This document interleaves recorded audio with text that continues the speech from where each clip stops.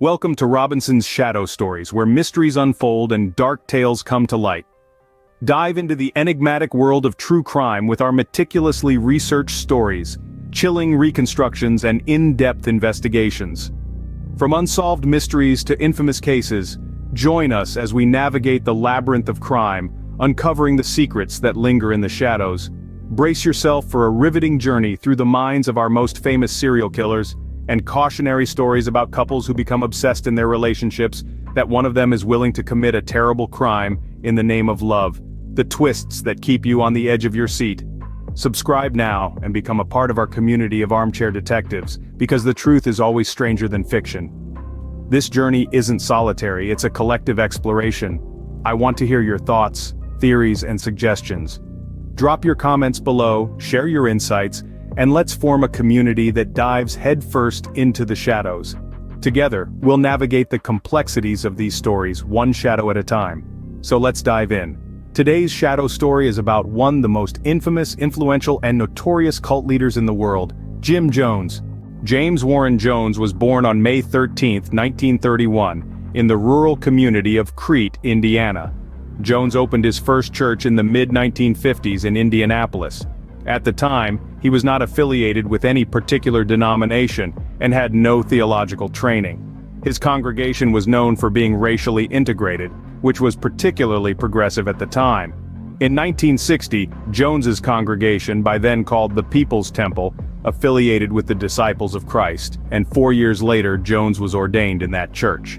In the mid-1960 ES, he and his wife incorporated the People's Temple in California, and settled outside the town of Ukiah with some 100 followers, believing that the move would protect them in the event of nuclear holocaust.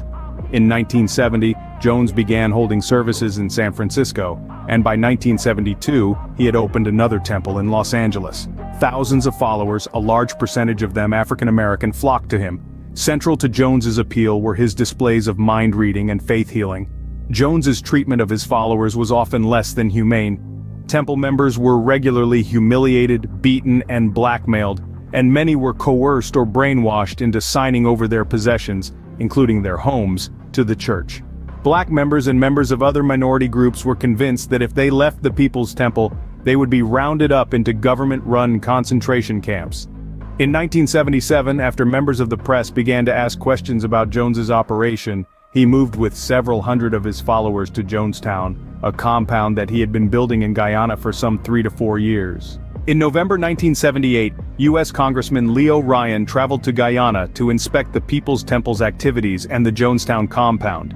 He was investigating rumors that some members of the cult were being held against their will, and that some were being subjected to physical and psychological abuse. When Ryan was set to return home, several temple members who wanted to leave the compound boarded his delegation's truck in order to accompany him back to the United States.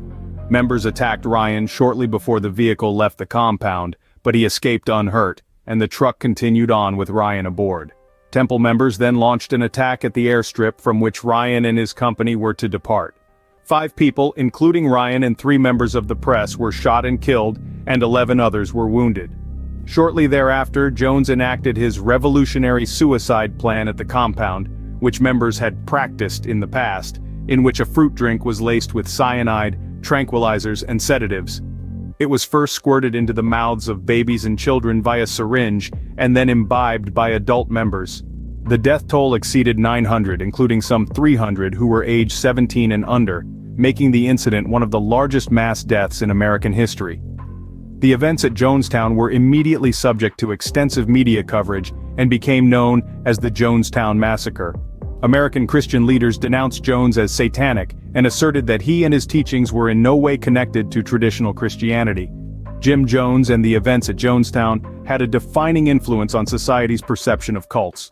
The widely known expression "drinking the Kool-Aid" developed after the events at Jonestown, although the specific beverage used at the massacre was Flavor Aid.